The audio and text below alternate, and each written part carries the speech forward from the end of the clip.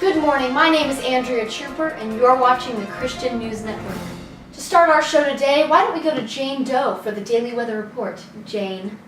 Yes, Andrea, thank you so much. We are out here in the blessed, humbled, God-given, grace-filled Jerusalem, Arkansas. I'm here to report to you that the sun is just shining down on my skin and I just feel like I have nothing else to say except that we're in store for some wonderful weather today. Indeed, thank you, Jane. Earlier I sat down with one of the most pivotal influences in church history. Here's a clip from our new segment, Confessions with Augustine. Take a look.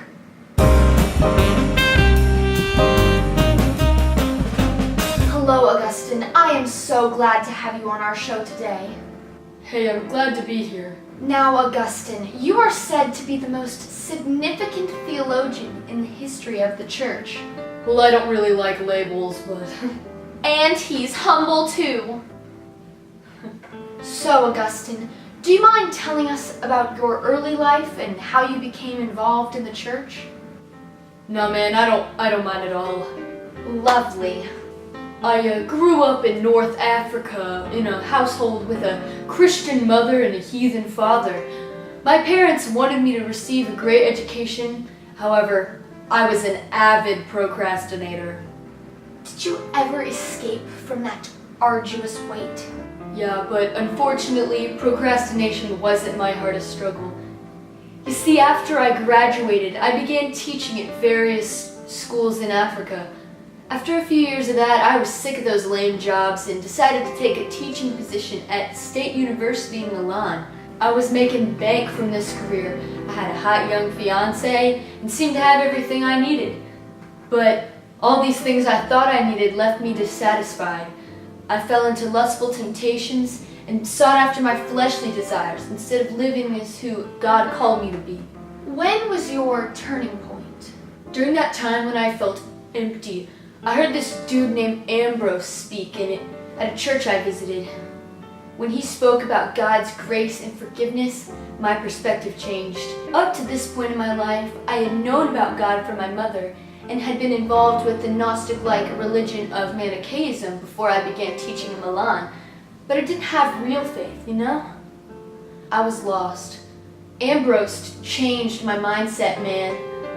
Now that I knew who this God dude really was, I got to break free from my chains of temptation. Wow, Augustine, what a fascinating story of redemption. Were there any scripture verses you found which helped you through that time as well? Absolutely. Romans 13:13 through 14. Because we belong to the day, we must live decent lives for all to see. Don't participate in the darkness of wild parties and drunkenness, or in sexual promiscuity and immoral living, or in quarreling, or in jealousy. Instead, clothe yourselves with the presence of Christ. And don't let yourselves think about or indulge in these evil behaviors. This verse encouraged me to flee from my fleshly desires and follow God. Thank you for being so transparent with us, Augustine. Now I am dying to hear about your infamous books, Confession and City of God. I wrote confessions about my upbringing and Ambrose's impact on my life, whereas City of God is aimed to bring awareness to man's sinful desires, symbolizing two cities, the city of God and the city of man, or more simply put, cities of faith and unbelief. Additionally, I wrote both of these books, along with many others, to show how a man who grew up as a faithful sinner could find freedom and purpose in God. Augustine, I am humbled to have had the opportunity to speak with you today.